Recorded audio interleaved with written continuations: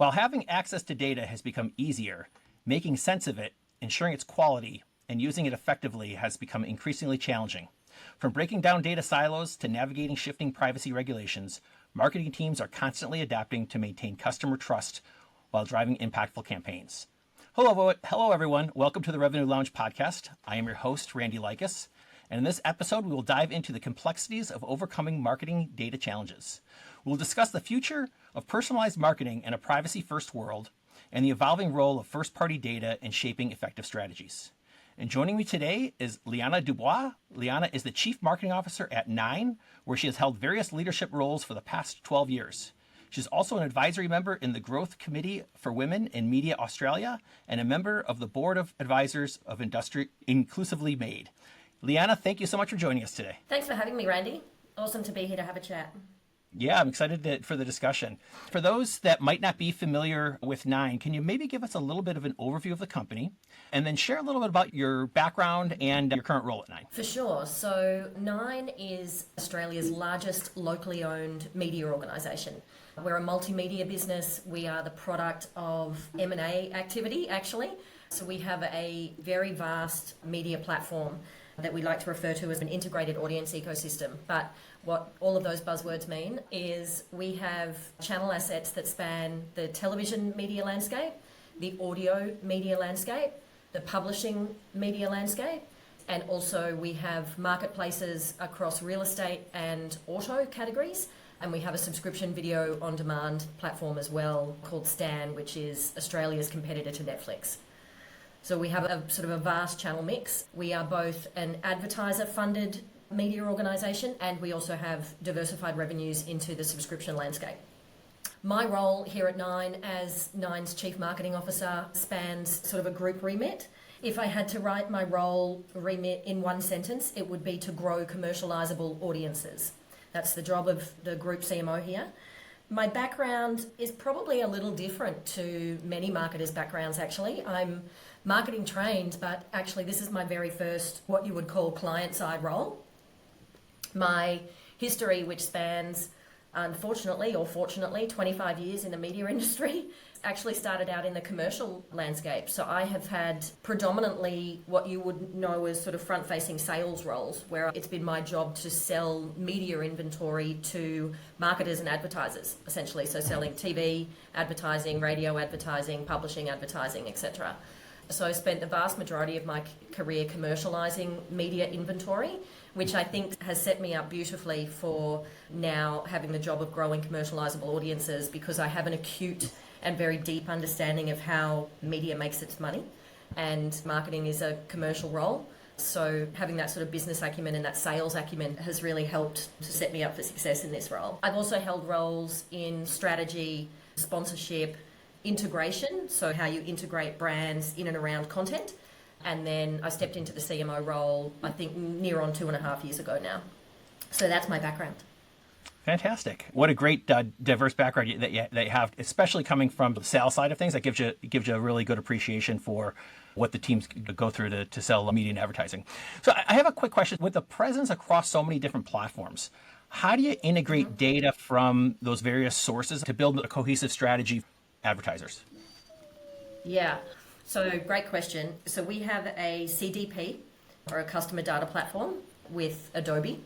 And we use that CDP essentially to manage effectively, efficiently, and privately, of course. There is privacy and legislation that exists currently, and it is actually changing in the very near future. But we use that CDP to manage the 22 million signed-in users that we have across all of our platforms. So there's roughly 27 million people in Australia. We are small compared to the US, but we have 22 million of those 27 million Australians signed into any one of our platforms. And so that CDP is really, really imperative to us being able to understand in an anonymised way who those cohorts are, what they're doing inside our integrated audience platform, what they're consuming, how long they're there, what platforms they move around. If somebody's a reader of, say, the Sydney Morning Herald, they might also be a consumer or a watcher of Nine Now. So what shows are they watching? And that helps me as a marketer to be able to move consumers around that ecosystem. But from an advertiser's point of view, it also helps advertisers to be able to segment and target more efficiently and more effectively at scale. Wonderful. And then do you monetize the audience segmentation and behavior different ways, or is that all sort of packaged together for advertisers? That's a really great question. So it really depends on how the advertiser is viewing the world and what their challenges or opportunities are, and what impact they're trying to drive for all of their campaigns. So some advertisers here in Australia very much take a kind of all people approach. So they don't segment and they don't target specific cohorts or specific niches. And that is a fantastic approach for people, for marketers who are trying to not only capitalize on existing demand, but drive future demand with consumers that perhaps are not in market today, but might be in market in the next 3 months, 6 months, 12 months, 5 years, depending on the life cycle of your category. But other advertisers, for example, they do want to segment and they want to attract specific cohorts. So they might like to, for example, go after lookalikes. So if they have their own first party data and they have their own customer sort of segmentation, they might like to go after lookalike consumers that have a similar makeup but aren't customers of theirs today. But have a similar makeup to cohorts in their existing customer base, because that feels like low-hanging fruit to be able to attract and bring over. Others like to suppress their current customer base, obviously only go after those that aren't, or vice versa. They like to suppress those that aren't customers and re-engage their existing customer base. And then others are segmenting in entirely different ways, where they might be segmenting automotive intenders or people with pets, or real estate, people looking for a mortgage, or those sorts of things. So at Nine, we have a number of partners in the data space that enable us to also understand not just media consumption behavior, which we know at scale, but also other targetable kind of cohort behaviors that we might need to better understand. And so we commercialize in all of those different ways. Yeah. In the green room, we talked a little bit about the challenge of like too much data, right? Because there's just, looking across all the different properties, there's a lot of data. How do you determine what the right data is for driving effective marketing strategies? Oh, such a good question, and a question I'm actually really passionate about. So, as I mentioned just before, as the CMO of Nine, I have 22 million signed in users to my platform. And that is a huge data set. And it's a wonderful data set to have. But it's only one part of the story. All that data is telling me is who I've got, how many I've got in an anonymized way, and what they're doing on my media platforms. It doesn't tell me, as the CMO, whose job is to grow commercializable audiences, it doesn't tell me why they're with me. It doesn't tell me what else they do when they're not with me. And they're really important, data or insight capabilities for me to have to extract from elsewhere to be able to influence how I can get people to come to me more often and to spend more time with me, and to get the remaining 5 million people in the country that aren't with me to come. So I'm constantly asking myself questions like, okay, I've got a huge spreadsheet in front of me or a huge data set in front of me. What is the data that actually matters? And I don't know if it's the same in the US. I would hypothesize it probably is. We're in this industry, in this country, we fall a little bit victim, if I may, to treasuring what we measure today. And there's a lot of kind of legacy measurement constructs that exist, like overnight ratings for television. Overnight ratings for television really are just one tiny part of the picture, because obviously people are watching on demand in their own time, etc., etc. So we fall a little bit victim to treasuring what we measure rather than measuring what we treasure. And so I think it's really important for other marketers to just ask yourself, what is important for you to understand? Just because I have a 22 million person data set does not mean I have all of the answers with that data set. In fact, far from it. And so just constantly being curious, what else can I learn? Where else can I get data and insight to either back up what I'm seeing or to help me unpack what I'm seeing? And that kind of curiosity piece for me, I think, is really, really paramount. How do you measure the success of different campaigns and strategies that you're employing? So the ways in which we measure today, and we're on a journey of our own, finding better ways to measure what's important to us. But some of the ways in which we measure today is in the audiences that we bring to our platform, first and foremost. Does a television show deliver the audience that we require it to deliver in order to be able to maximize the commercialization of that product? Does a reader come to the Sydney Morning Herald or the Age or the AFR? Does a listener come to our podcasts, to our radio station, to our streaming platform? So measuring explicit audience numbers. The other things, of course, that we measure are things like impressions and engagement, brand salience. We're very, very deep in brand tracking. The brands of Nine's media assets in this country have been building equity in them for, I don't know, our oldest publishing brand is about 190 years of age. Our radio brand's roughly 90 odd years of age, and our television brand is roughly 70. So we've been a part of Australian culture for a very, very, very long time, and so mapping brand consistency or brand value is really important. But largely, when your job is to grow commercializable audiences, are our marketing efforts delivering those audiences? Much the same as for an advertiser on our platform. What's an advertiser that you would know in the US? Like Macca's. So let's go with Macca's. The CMO of Macca's job globally is to grow their consumer base and grow their basket size and grow their frequency of purchase. It's similar for me. And so, I think it's really interesting to unpack the similarities between what an advertiser of a brand like Macca's or Uber or Audi or any of those is doing is really, really similar to the CMO of a media organization. Yeah. What about data silos? So, I think data silos often just probably disrupt a lot of the marketing efforts that you have. How do you approach breaking down those silos as you're trying to create a unified view of the customer across all the different properties? Yeah, so we once were a very siloed media organisation. So as I said to you in my intro, Nine as a multimedia organisation today is the product of M&A activity. So we, once upon a time, there were four actually standalone businesses. One was a television business, one was an audio business, and one was a publishing business. And those businesses have all come together to unite to become the multimedia organisation that we are today. But obviously through that M&A activity, there is a moment in time where you're just four businesses standing next to each other, rather than being deeply integrated as one entity. And so the CDP, the implementation of the Adobe CDP, has been paramount to being able to create an integrated audience platform where we have a single view of our customer. It could not have been done without the implementation of a CDP.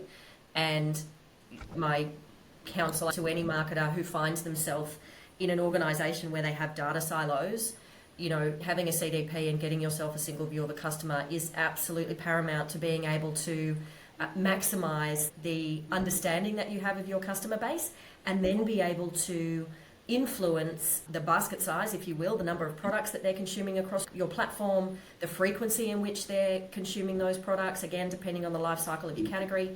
But really important, that I can't stress enough the importance of the CDP in enabling us to have a single view of a customer, where I can now go, okay, I know that there's people that are reading the Sydney Morning Herald that dabble in Nine now, and these are the sort of content genres that they're interested in watching from a television point of view. And so if I can target them with other pieces of content that are similar to those sorts of genres that they're already engaging in, then possibly I can get them to spend more time over there, and vice versa. Yeah. Makes you wonder how you got through life before the CDP, right? It was just so challenging before that. Out of curiosity, how long has the CDP been in production for you all?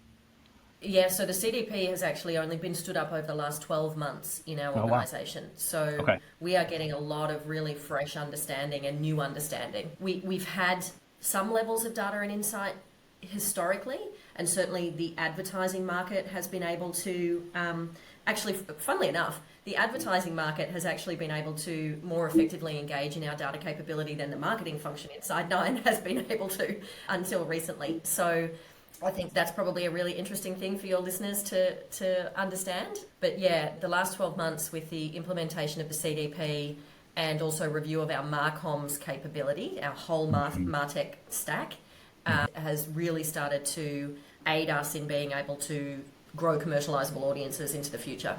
Yeah. Let's shift a little bit and talk about first-party data.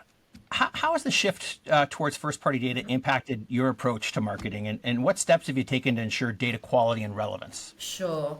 So we are somewhat unique in the Australian landscape in that either by good luck or good management, probably a combination of the two, we have held first party data capability for quite some years. For example, in our television business, when Nine Now, which is our AVOD platform, our advertiser funded video on demand platform, when that was originally stood up, when that was originally created, we made the decision to force, in the politest way, a login requirement for people to be able to consume that content. And that platform is now several years old. And the same can be said for our publishing business and also for our audio business, although it's slightly further behind in its kind of life cycle of transitioning off a traditional broadcast medium into a streaming medium.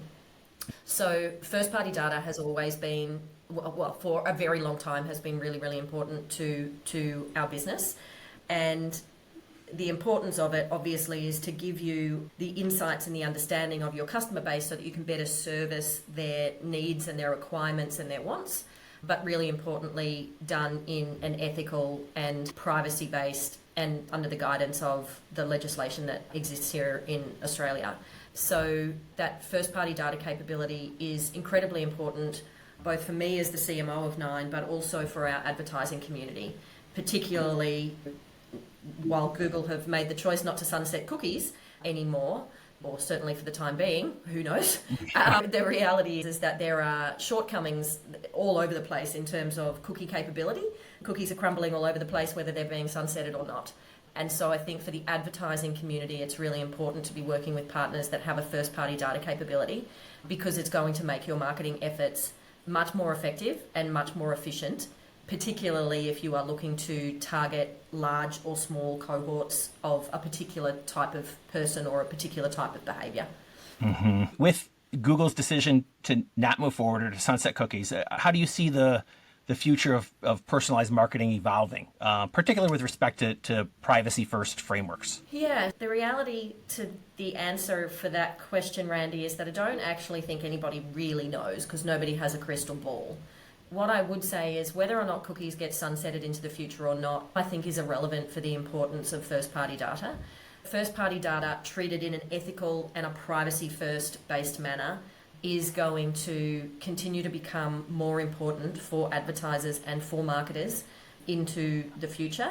Notwithstanding, because of privacy and legislation change, it is going to come with some probably increased challenges or rules, boundaries and limitations than has historically been the case.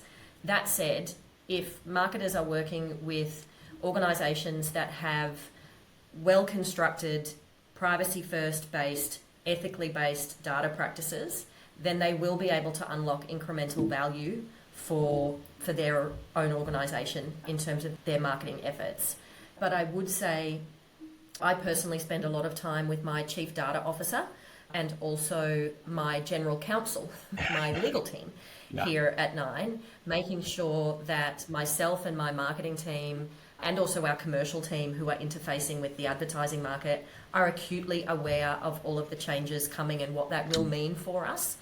Because, you know, organisations could find themselves in some real hot water and some very expensive hot water if marketers and advertisers aren't acutely aware of what their rules, boundaries and limitations are going to be.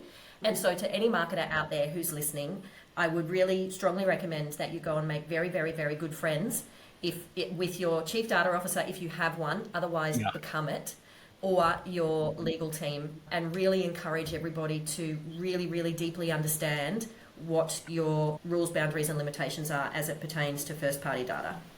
Yeah. A little bit unrelated, but you bring up the relationship with legal and relationship with the chief data officer.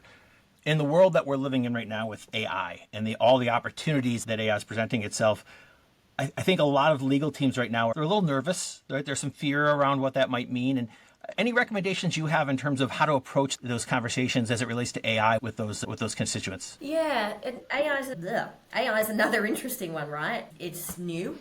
And it's exciting on one hand, and it's mildly scary or challenging on the other. Again, nobody has a crystal ball, so nobody knows where this thing is going. That said, my personal belief, and I could be proven very, very wrong, which is A-OK, but my personal belief is that AI is similar to other forms of new technology that have arrived over decades and decades and decades. It is a tool that will only ever be as good as its tradesperson, and we're all tradespeople using a tool. But I would hazard a guess that we are, if we're not already in peak hype cycle for AI, we will very shortly be in peak hype cycle. In fact, we could have already been in it, and we might be slowly falling into the trough of disillusionment before we will normalize like we have with every other piece of technology, and it will just become sort of part of BAU and part of what we do. But we flipped out and wigged out about the internet. We flipped out and wigged out about the arrival of data. We flipped out and wigged out about a whole pile of other technology advancements. And I'm not so sure that this one's much different. But in terms of how we're thinking about AI inside our business, it's absolutely a tool for the using. It is already being used inside our organization. But we did set up very early on a sort of guiding principles, if you will, or a kind of a philosophy about how we would approach AI. And we take a people first approach and a people last approach.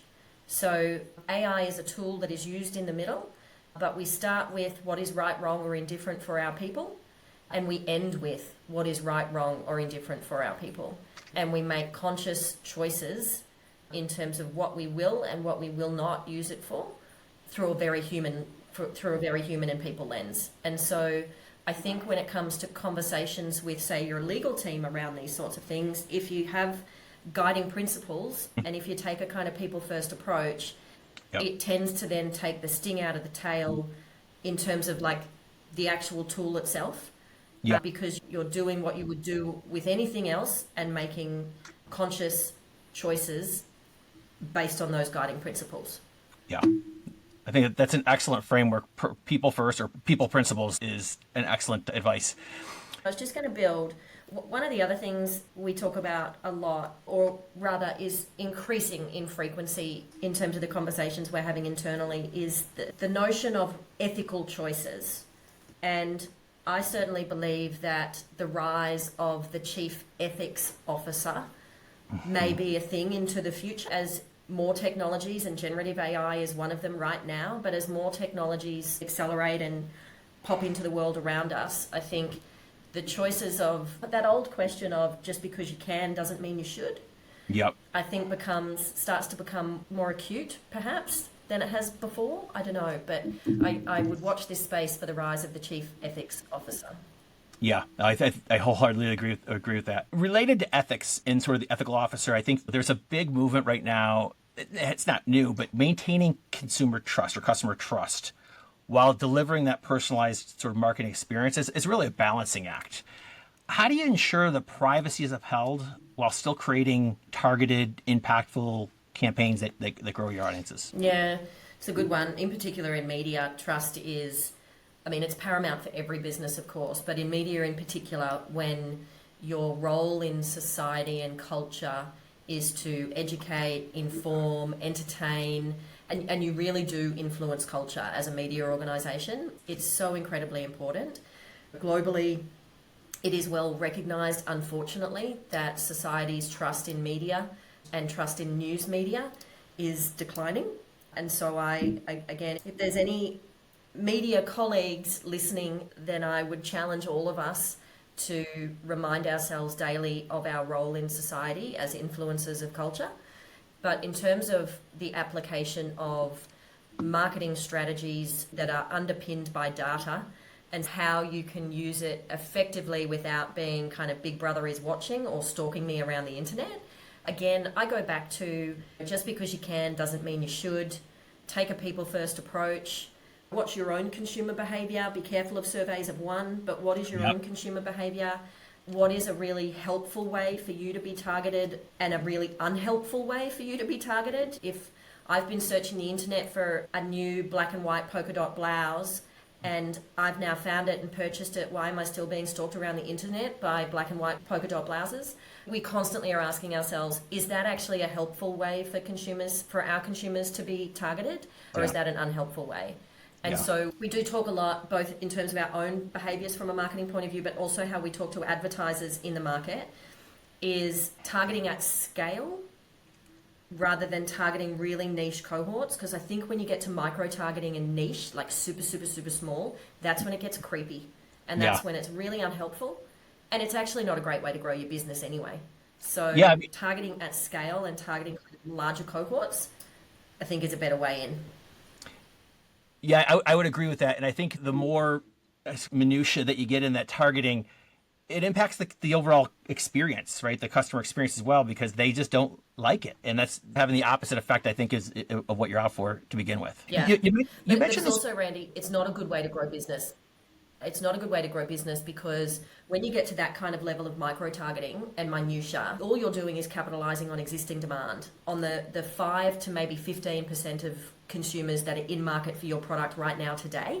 Yeah. Whereas you are not hitting the 85 to 95% of consumers that might be in market for your product in the next month, 3 months, 6 months, 12 months, 5 years if you're an auto.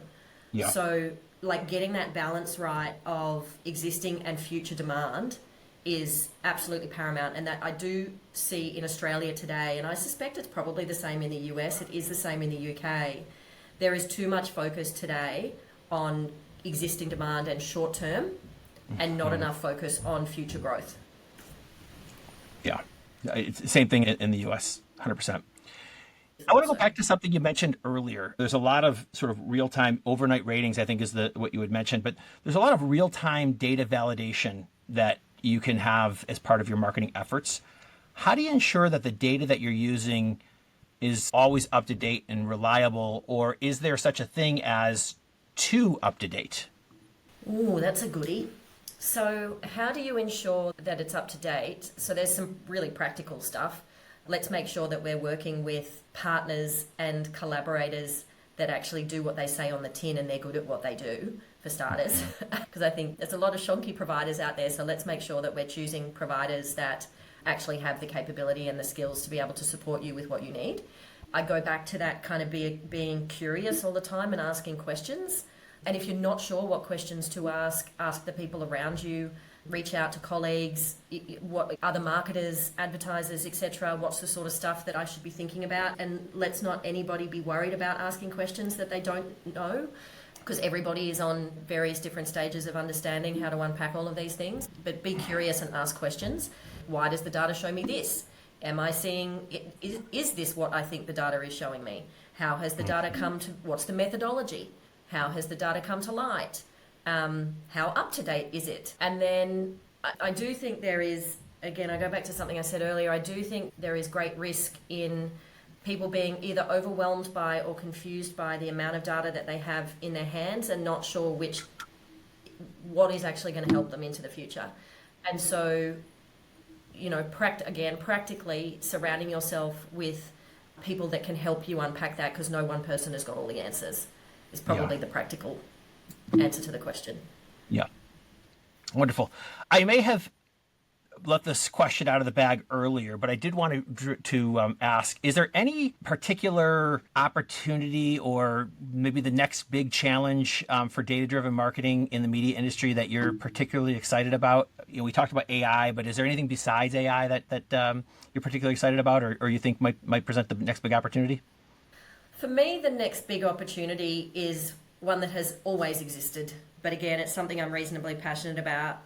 In a world that seems just hell-bent, to be honest, in being more excited by and more interested in, and there's much more conversation around things like technology and data and all of the sort of science and machine-based stuff that exists in the industry. I actually would like us to go back to, and the opportunity I think we have is to go back to consumer behaviour and people and humans, and the reality and the fact that marketing exists to influence human beings to do something to drive a commercial outcome. And the best way to influence human beings is through emotion and through creativity and storytelling. And what I would witness in our rush to adopt new technologies and to have data-driven marketing campaigns and all of those sorts of things, we forget humans and we forget creativity and we forget emotion. And the reality is that the impact of, so from a comms point of view, from a communications or an advertising point of view, the actual message, the story, the ad itself is responsible for around about 50% of the impact of a campaign. So let's have a renaissance for creativity and bring back the craft of creative and using creative to influence the emotions of humans to drive them to make a decision. Because while we would all like to believe that we are logical and pragmatic humans that make decisions based on facts and research and all that kind of jazz, it's a lie that we've been telling ourselves. If you speak to any behavioral economics person, anthropologists, psychologists, anybody who specialises in human behaviour, they will all tell you that human beings buy on emotion and we justify with fact. Yeah. So let's go back and start investing in the power of creativity to change the fortunes of business, because that's how you influence humans. Yeah. Sorry, that was a soapbox rant. No, I loved it. Dead on. Absolutely. Okay, so last question before we transition to our lightning round. What haven't I asked you about around data-driven marketing or any of the topics that we speak of that maybe I should have? Is there any particular, something that's top of mind for you that I didn't ask that maybe I should have? Well, I'll go back to my soapbox for a second. The ability and the power of data and insight to help influence creative territories. Creative is I think a very misunderstood craft. There is a lot of instinct, obviously, and just general human understanding that goes into the creative craft, but in actual fact there is a lot of data and insight that goes into underpinning ideas and human thinking and the creative process and ultimately the creative platform that those extraordinary creative minds can develop and come up with. So I think, spending a little bit of time understanding the kind of insight that can be extracted from data, because data and insight are not the same thing, one feeds the other, the kind of insight that you can garner from data to be able to feed that creative process, to bring a renaissance to the craft and the ability for creative to change the fortunes of business, I think it may be another podcast for another day. Randy? Yeah. So I know I said the last question, but you just said something that I would love to get your perspective on. So what is the difference between data and insight? So for me, and I'm happy to be argued with or proven wrong, but for me, data is it's the what, and insight is more around the why and the how, is probably the way that I would unpack that.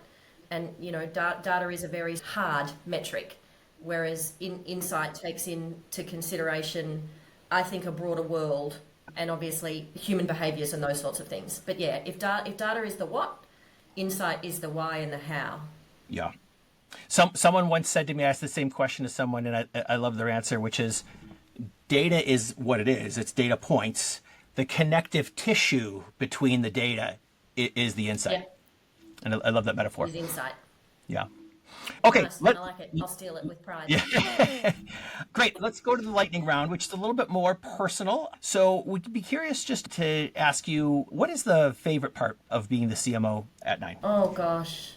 The favorite part of being the CMO of Nine is actually to realize the place in culture that our brands hold. It's quite a humbling experience. When you are working with a house of brands that have existed for 190, 90 and 70 years and have been influencing culture for that period of time, it's quite a thing. It is quite a thing. It really quite is. Extraordinary. And such great heritage of the brands that you represent, right? I think you mentioned 193 years the Herald has been around. I mean, that's incredible. Okay, so there's always going to be a flip side to that question. What is your least favorite, or if I would ask a different way, like what's really hard about your job? I'm not a big fan of administration and administrative tasks, but that probably feels, that's probably an everyone thing. One of the most challenging things about being a chief marketing officer, and I speak to CMOs all around the place, and I feel like it is a shared challenge, and I'm sure not unique to the role of a CMO either, by the way. But I think stakeholder management and taking people on the journey can be a very, very time-consuming part of a role, particularly, if there is not a great depth of understanding of the role of what marketing is and does. And so a big part of your day might be spent helping people to understand what that is rather Yeah. than actually just doing really great work. And so, as I say, it's a shared challenge of a CMO, I understand, and also probably not unique to the role of a CMO. But I think time and effort spent in education rather than actually doing is certainly an ongoing opportunity for improvement, is what I would say. Any advice? So I would think of that as you're taking people on the journey with you. There's change that's involved with that, and managing that change. Any Yeah. advice that you've learned over the course of your career in terms of like how to do that best? Yeah, and look, I don't mind being really, really honest with your listeners. It's definitely still, learning because you're surrounded by different people all day, every day. And so what Yeah. works to take one person on a journey doesn't work for another. But I try personally to approach things collaboratively as I can and try to help people to understand what they might be gaining rather than what they might fear that they're losing. I think change management can be really, really difficult, usually because human beings fear what they don't know and they fear what they're going to lose or what they Yeah. perceive they're going to lose, Right. rather than focusing on the positive and what they stand to gain Yeah. as a consequence of the change. There's a great book, actually, it's an oldie but a goodie, called Who Moved My Cheese? Oh yeah. Which is just a great book. Yeah. Yeah, you remember? I do remember. Just a great book about change management. So if anybody hasn't read it or like reread it, it's a goodie. Yeah, it's a classic for sure. For sure. Okay, Yeah. last question. Having hindsight as being the benefactor of hindsight is what you gain from years of experience. What advice might you give to your younger self about what's ahead of your career? That is a goodie. Hindsight is often 2020. What I continue to learn to this day, so this is not just advice for my young self, this is advice for myself right now today, is to never assume. Never assume. There's a saying, which I won't say on this podcast in the interest of keeping it clean, but assumption makes a out Yep. of you and me. And it's an ongoing lesson, I think, probably for lots of people, to assume that everybody has the same understanding you do, to assume a job has been done, to assume anything is probably to set yourself and others up to fail.